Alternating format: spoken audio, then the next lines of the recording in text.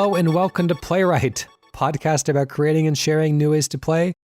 My name is Ryan Hamann, also called H, and joining me for the first time in a long time, for the first time all year, let's say, true, is our good friend Q. Hi there, H. It's so good to be here.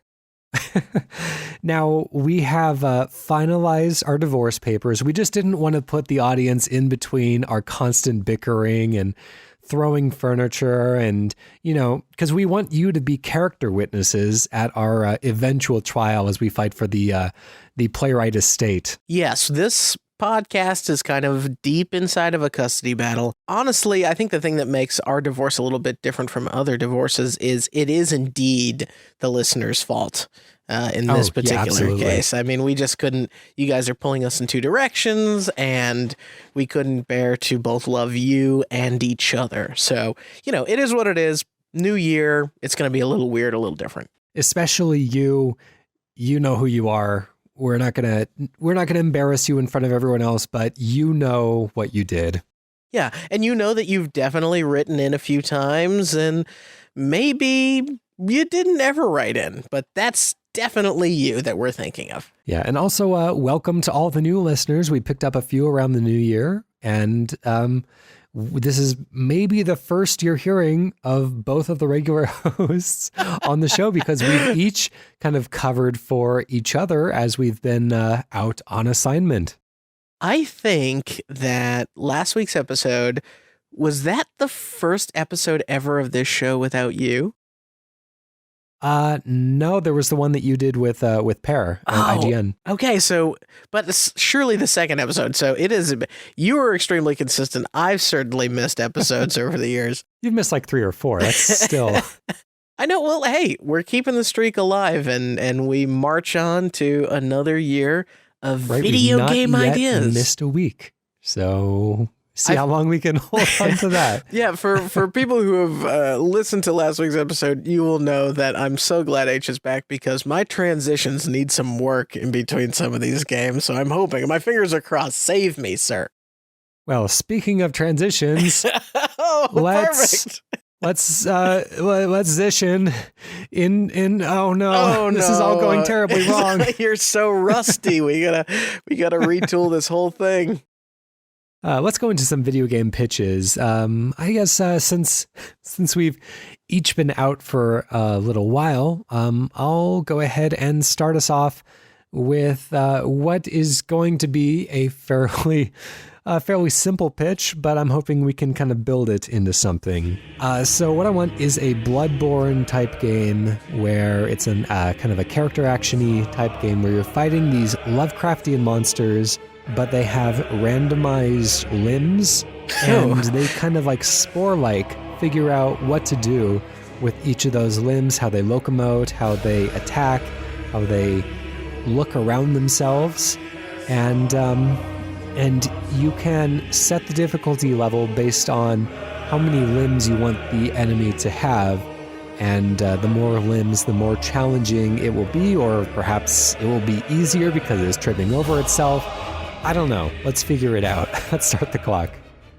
I mean, this is really cool. I can see already in my head, we're talking about a random number of limbs. I almost want to add in like limb severing mechanics a la Dead Space or something. I'm thinking instead of a random number of limbs, you can choose the number of limbs as like the difficulty slider. And then each of the limbs are like a different part of the body. So they could be arms, they could be blades, they could be heads, and so based on how many heads it has or how many arms it has, how many legs it has, it can try to figure out how to move that weird body around and how to attack you. So do you imagine like you're also saying, I want to allow 3 heads, or I'm going to say that there can be 3 heads, or you're just saying, hey, any 20 will do?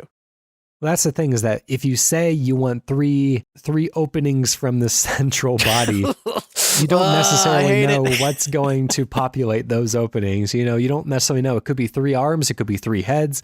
It could be a mixture. It could be a perfect human being that emerges on the other side. Okay. All right. So congratulations 1 week into 2019. And we have said the phrase, we don't know what will populate those openings. Okay. So it could be like, ooh, just like a weird rolly 3-headed thing out of 3 holes. And it would have to figure out how to attack you. But, with all those eyes, with all those ears, it would know exactly where you are. That's true. Or maybe like because it's got so much brain power, it almost becomes like psionic. It can kind of float. Yeah, or that's something. true. Yeah, I could use psychic powers maybe. Yeah. So multiple brain powers is going to get you like a creature that's doing a lot of floating and phasing and maybe I'm into that. Like mind control sort of stuff.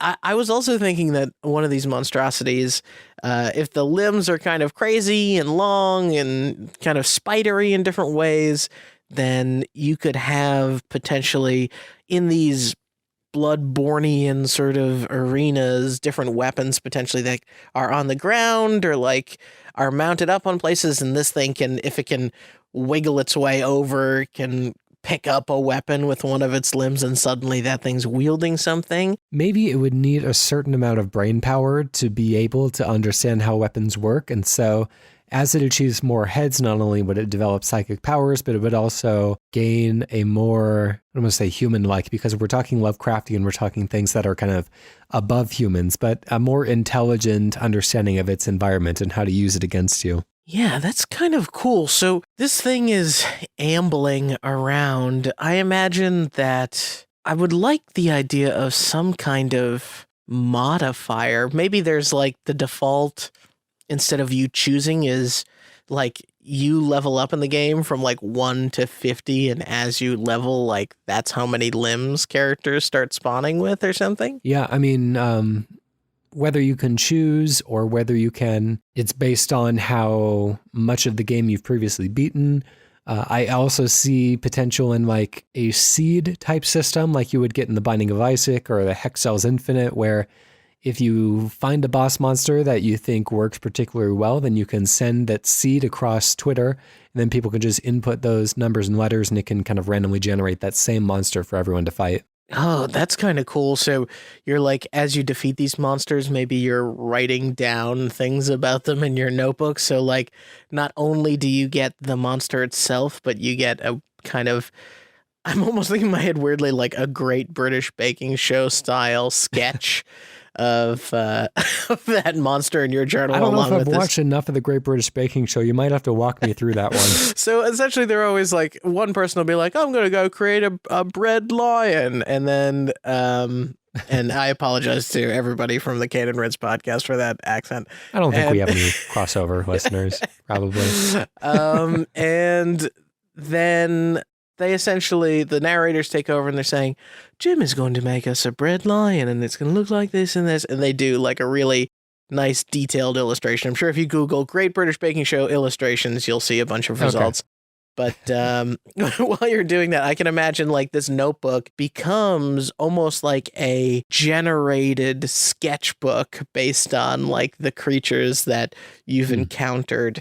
And maybe it even like very lightly pencils in some of the environment in which you fought them. So you almost like end the game with the storybook of the different creatures you encountered in that sort of iteration of your character or something.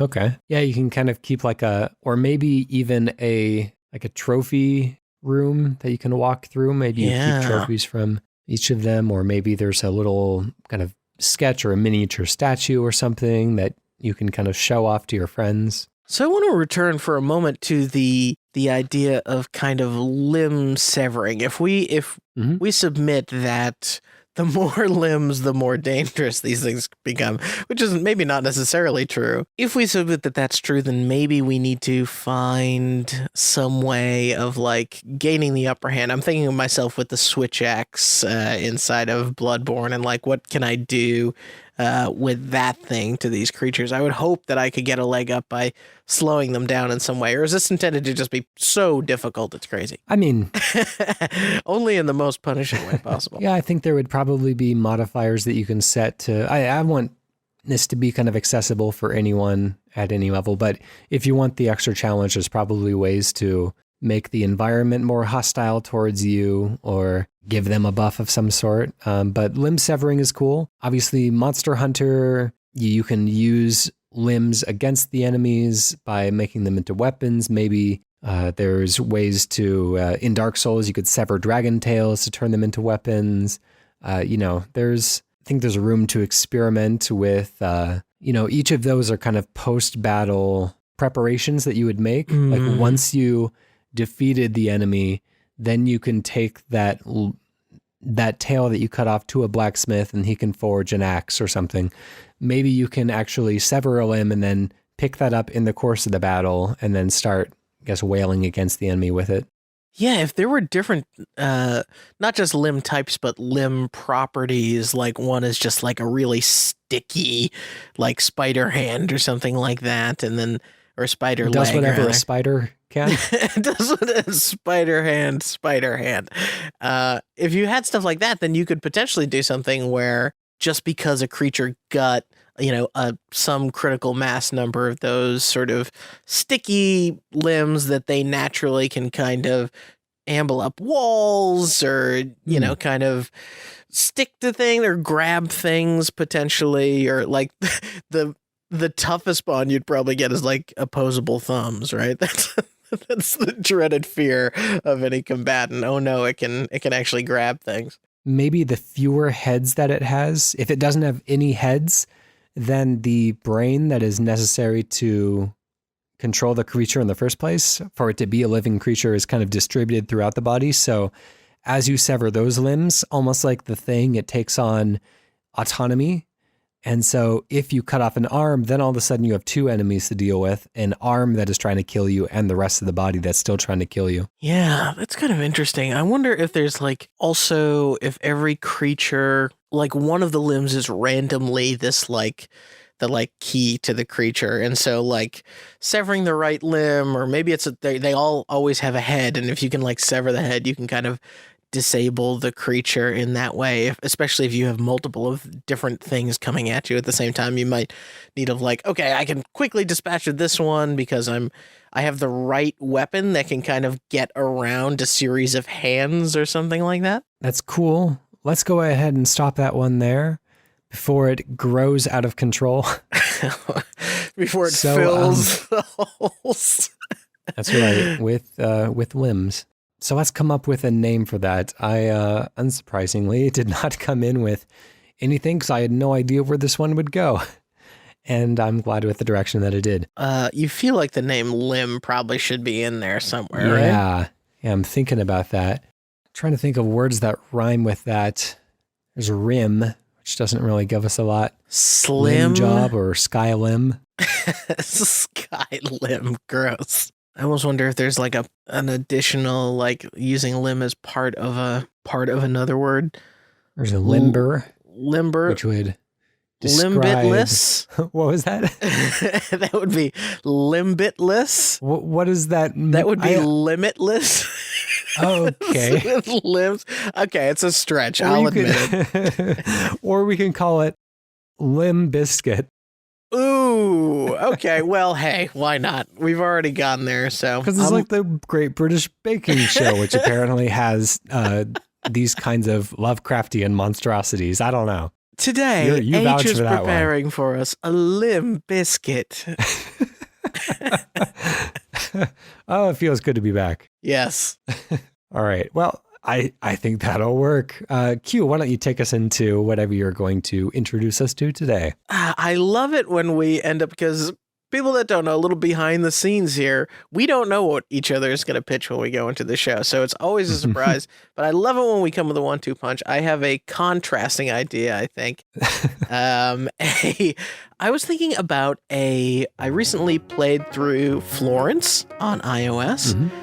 And really loved the experience, the story of it, and what they did with the mobile platform. And I thought it would be really interesting to maybe recreate another type of story with that.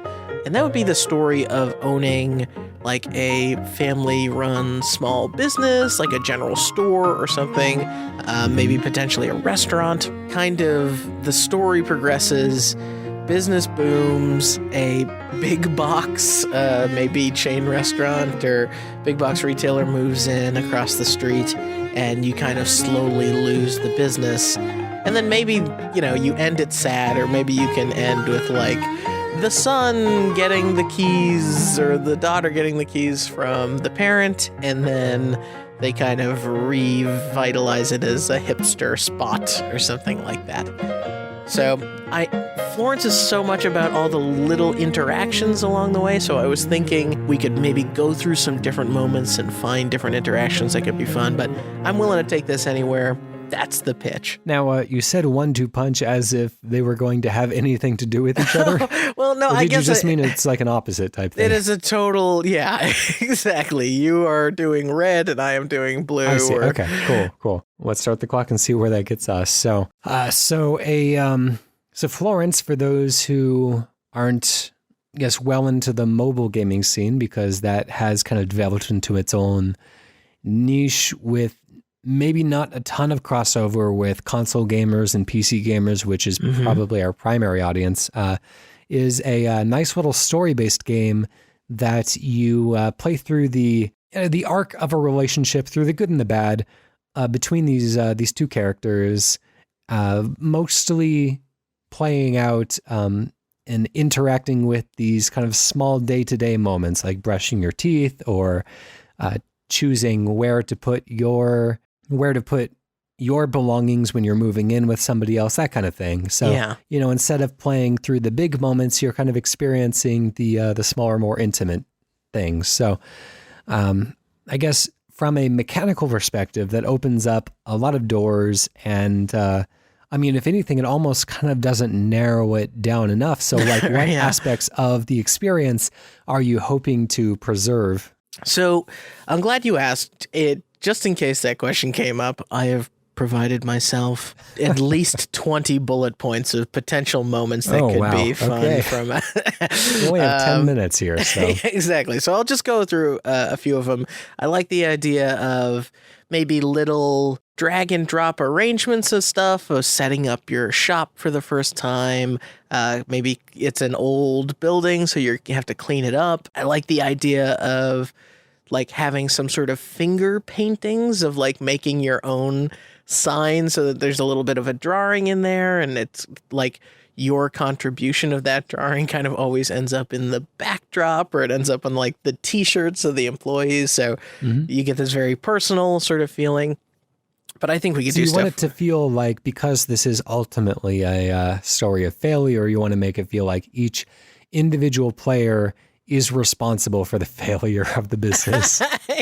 Yeah, right. Well, it should. I think that it is trying to tell a very common tale at this point of the American small business person, but the idea of a small business is often much more about a reflection of its owner and the people that run it than it is about just like the products and services that it offers.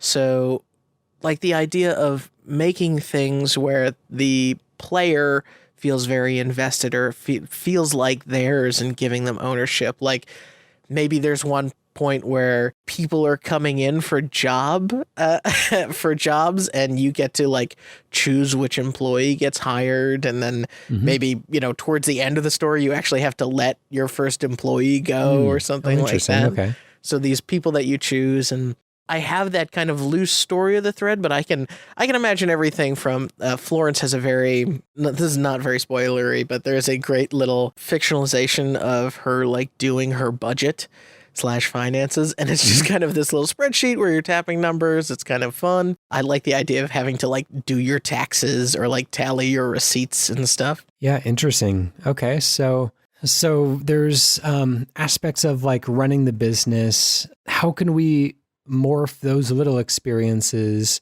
when the big business kind of rolls into town? Because, with, I don't know, maybe I want it to become kind of to feel more chaotic, or to feel more difficult. Rather than like if you were managing a budget, that would become a lot maybe easier when the big business comes in, because you have less numbers to deal with, because everyone's going to the other store. So how do we kind of ramp Right. up the tension at that point? I think maybe you could do something where if the budget is a series of numbers that you drag into a sheet and they kind of total a math equation, maybe intermittently throughout the story, you return to the mechanic of like running your numbers. You know, eventually you're just provided a set of numbers that are not going to add up to profit, right? So you experience that like, man.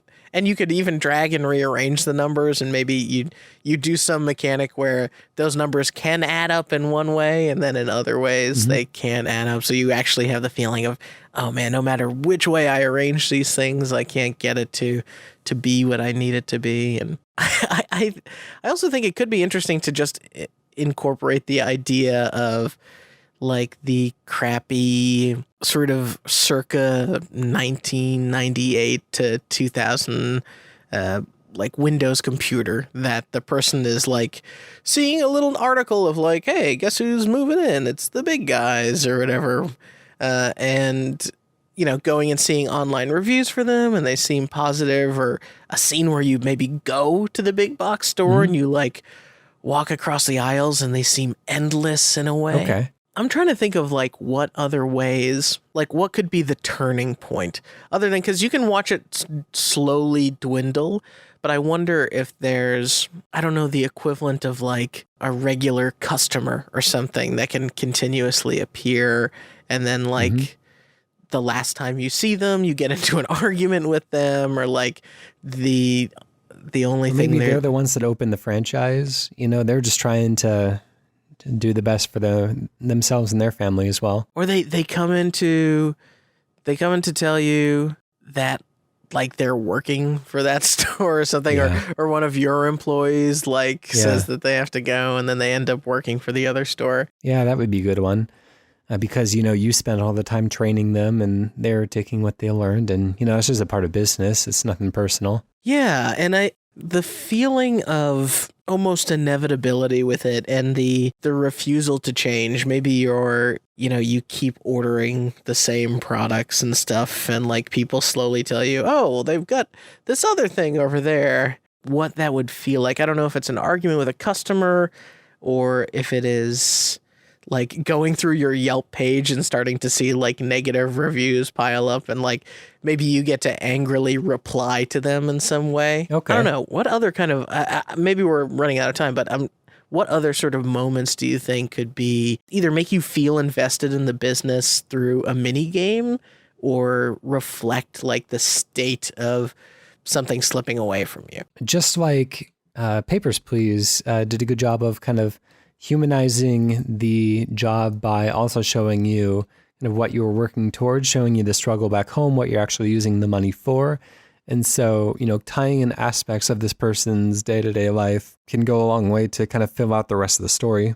A couple other thoughts and ideas I've written down is like, you can see the big box store from across the street, and like you slowly watch it get more and more full. There's a moment where you can like put sale stickers on things and you're like forever increasing the price of the sale. Maybe there's like some very light sort of management to it, where like you're constantly finding the right balance of what customers are asking for price. So there could be like almost a like idle game feeling of money is just rolling in and you're doing very little work, but like an idle game kind of becomes less and less work, where this would become potentially more and more work to get it to work until eventually it absolutely can't. For now, we have to close this one down and come up with a name for our simulation of failure of the business. Simulation of failure of a business. I know it's a little political to call it something maybe like Main Street USA, but maybe something like that. Something that is like very visually evocative, I would prefer. Yeah, or even making it more personal, like if you were to call it the like Bungala's Deli or something like that, where yeah, it really kind of ties it into the characters that you'd be playing as and the loss that they're experiencing. I like that. And then especially if you have a family name, you can let the person like make the family sign, and maybe they get like a little Yeah. font to pick from, and so it's a little bit more controlled. They won't just like doodle penis pictures all over it and ruin the whole damn game. You know, they'll try anyways. The inevitable truth of video gaming. It's true. Right, well, let's see what the listeners have for us today. Our community submission today comes from Peditis, who says, following on what Q said about pitching sequels, I couldn't help myself to propose you guys tackle the long-awaited Half-Life 3. It'll be interesting to see where you take the plot and the mystery behind G-Man, and what interesting new mechanics you can come up with. I believe Valve hinted that the Portal and Half-Life world were interconnected, so maybe we would have seen the Portal gun in this game. Okay, I'm Half-Life 3, 10 minutes. Let's go.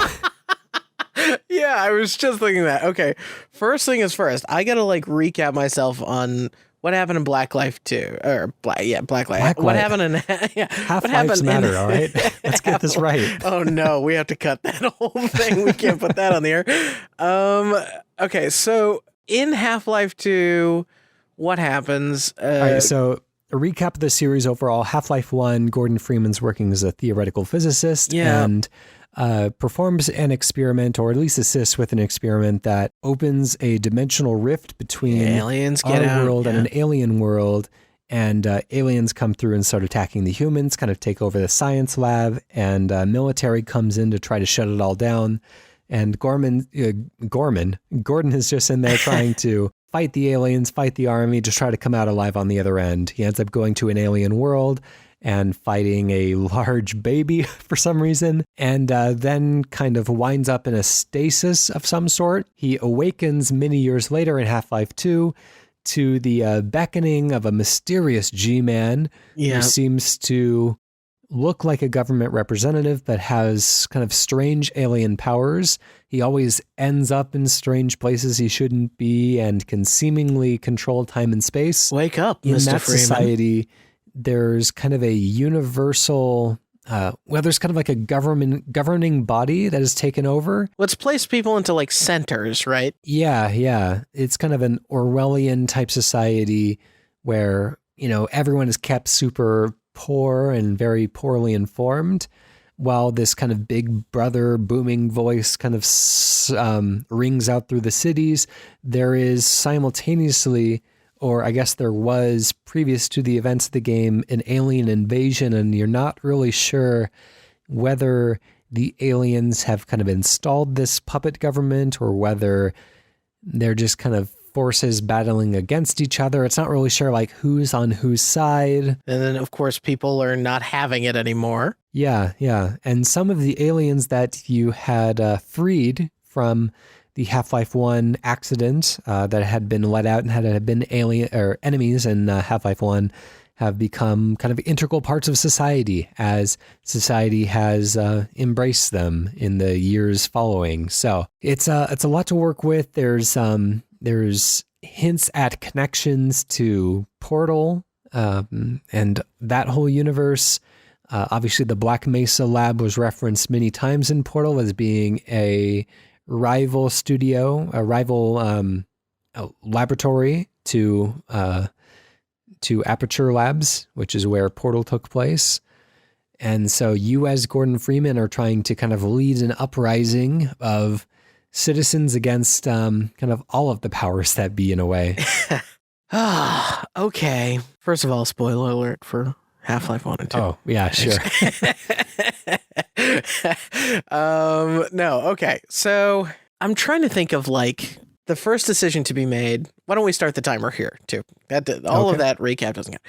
The first decision to be made is when do we set, right? Is it going to happen right as like Gordon is kicking off this thing, or should we do kind of a Star Wars and like jump to, you know, the rebellion's not going well or something like that? Now, I seem to remember, and it's been a long time, but I seem to remember Half-Life 2 Episode 2 ending on kind of a cliffhanger. I remember you launch a garden gnome into space for some reason.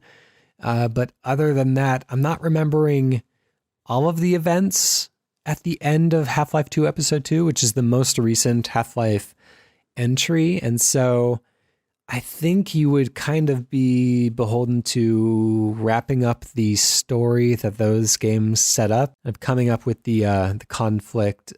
All right, so the pieces that we have to work with is we've got the portal gun, which can open these kind of wormholes in space between two proximal spaces, allowing you to kind of travel between. There's the gravity gun, which can allow you to manipulate and pick up remotely objects in the environment, which is occasionally supercharged to be this kind of ultra, laser gun weapon when they need a cathartic moment in these games. And there is the dimensional portal that opened in the first place. So maybe there's some aspect of, okay, here we go. This is an interesting pitch. Okay. There's an aspect of maybe you can combine the portal gun technology with the dimensional rift from Half-Life 1 to basically have in your hands a gun that can create dimensional rifts and can open portals between different worlds and different dimensions. And you can call that the steam gun, which kind of follows on with some of the naming conventions from the Half-Life series. And basically what it is it allows you, Gordon Freeman, to kind of like BioShock Infinite, pulling in aspects from other time periods to pull in almost like they are alternate dimensions to the world he's living in, aspects and things from other games. You can cross into worlds from other games, and you're kind of jumping through this kind of grand exploration of video gaming, of games that are popular, games that are unpopular, and it almost turns Steam the Marketplace into a years-long ARG for Half-Life 3. Oh my God. All right, that's cool. That frightens me. I like the idea of the interdimensional gun, and maybe there's like, I can think of it almost feeling like a Titanfall 2 sort of vibe, where it's maybe unstable at points and you're phasing through different dimensions or time periods. I mean, I feel like so much of Half-Life is defined by the physics of it, right? So I wonder if in different dimensions you could be dealing with different levels of gravity, or there are different rules to what certain, like if you bring Breath of the Wild style, like electricity and fire and wind and all those things together, that you can get those things to behave and manipulate. Like you open up a portal to another dimension where oxygen just burns as though it's fire, and then you can like put the other portal on the other side and like get this like strong gust of wind to like become a giant blast of fire to like fry enemies. Okay, so maybe this is so even if we kind of abandon the idea of like incorporating all sorts of different video games, totally fine. If we I'm do not want trying. to keep, I'm just like I'm dual pitching you. Yes. Oh yeah, no. Let's continue to explore and see what we like. So we have a gun that can open rifts between dimensions, and maybe that is like, maybe you have like a super low health pool and you're pretty easily taken out, but you kind of always have this plan B option where you right click or you middle click or however you access the portal gun, and that allows you to kind of escape into a different world, or at least open a portal to another world. You can drop enemies into it. You can use it to escape and hope that you're going to go into a better world. And it has not ammo, but it has like a cooldown type thing where, one of the nerdy things in Star Wars is people always took issue with Han Solo saying that he made the Kessel Run in, a certain number of parsecs instead of a certain amount of time, which, is a measurement of distance. But people always said that, it takes a certain amount of computer power to calculate what would be a safe route through this amount of space. And it actually is, when you're dealing with hyperspeed, in which case people are moving at, greater than the speed of light, going fast is not as important as having computers that can kind of handle those levels of calculation. So maybe this portal gun, as it overheats, becomes more likely to pull in more dangerous dimensions. And so it keeps you from kind of relying on it, constantly jumping between dimensions, because it just makes worse and worse decisions, or it's unable to locate the safe dimensions as accurately as it would if you had given it some time to recharge. I mean, that's cool. I also want to address the Alex's father issue of the game kind of ends with, oh, her dad's dead. What if because there's the giant slugs kind of coming through the window, right? Let's see. Yeah, there's these kind of, all I remember from the end of Half-Life 2 episode 2 is this, these three-legged dog walker things. Yeah, they kind of things that would walk in. a dog, but things that, Yeah, I like the idea of those things maybe having an alternate intention, that we find out the sort of things that took him maybe are access to another dimension. Maybe you're going to find him because he's visiting you from some other plane of existence, some other dimension, and kind of knows the key to stomping out the oppressive government, and giving you the key to unlock the rebellion and finally free mankind. And maybe freeing mankind means exterminating mankind, who knows. There's aspects I think there's dialogue in Half-Life 2 with I don't remember the name of the aliens that become friendly in that one. It starts with a V, but I'm not gonna remember off the top of my head. They give some background. Vortigons? Yeah, that's the one. The Vortigon, I think it is. Yeah. Yeah. Okay.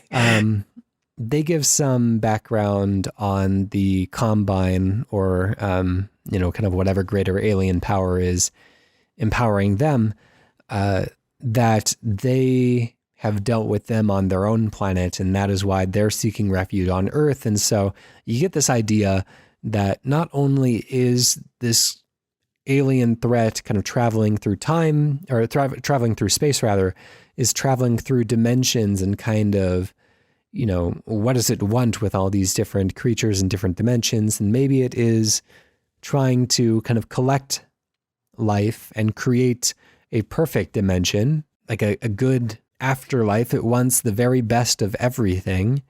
And so ultimately its intentions are good, and it's creating something good, but it's leaving so much destruction in its wake in the dimensions that it deems to be suboptimal, that you're kind of left with a more interesting and nuanced moral perspective of, do you prevent the creation of a great dimension because it is wreaking havoc on your own, almost like a colonialized society? It's do you fight for your own country, or do you try to get in good with the colonizers?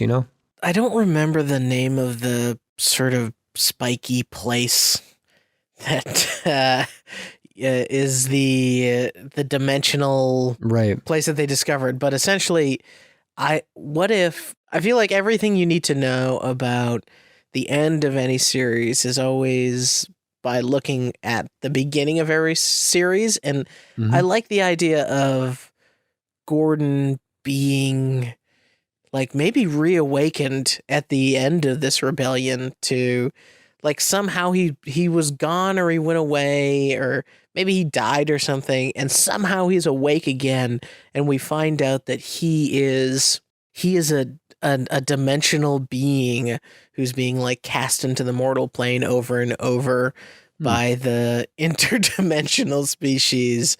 And just throughout time, as things start to go wrong, or that place is at risk, that it kind of spawns itself a Gordon Freeman to stir up some distraction for the otherwise nefarious Black Mesa scientists. I will say that I tend not to like chosen one type scenarios. I like more kind of, the uprising of regular people to try to become more than they are. It's kind of like I like the Matrix 1 more than I like the Matrix 2 and 3. Not the only reason, of course, but I think it's just more interesting when it's. But the other ones have more bullets, H. Don't you understand? That's true. Yeah, you convinced me. Matrix 3 is probably the best movie. Probably the best one. Anyways, we've gone over time on this one, so okay, fair enough. Let's leave that one to the community, and we've thrown some ideas out there. I don't know if we come up with a consistent direction just yet, but I think that's about as much Half-Life 3 as we're ever gonna get. So, H, if you want to cancel our next 4 episodes of pitches and just replay Half-Life 1 and 2, and then really spend a few hours breaking down what we would do, I am game for that. That would be interesting as a special type thing. Get into the minutia of what Half-Life 3 should contain. Yeah, perfect. Well, yeah, we can think about that. We can think about all kinds of specials. And if you have any suggestions for those, then of course you can write in and tell us what you'd want to hear. That came from Peditis. I think calling it Half-Life 3 is fine. I don't see any need our easiest named game yet. There we go.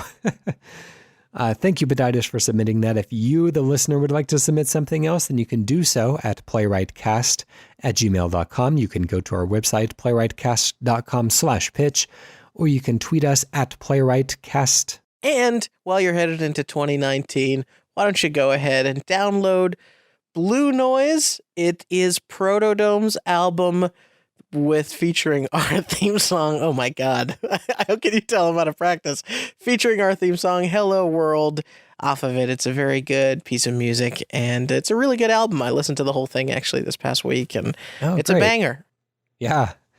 Yeah. I do like Protodome's music. It is Protodome and Callum Bowen are the indie game composer, chiptune type folks that, I am always excited when I see their names on a project. So, yeah, good stuff. I like it. I guess I'll take us out with a miniature pitch today. What I wanted to see, I've been playing Accounting Plus in the last few days. I've had it on my computer for a long time.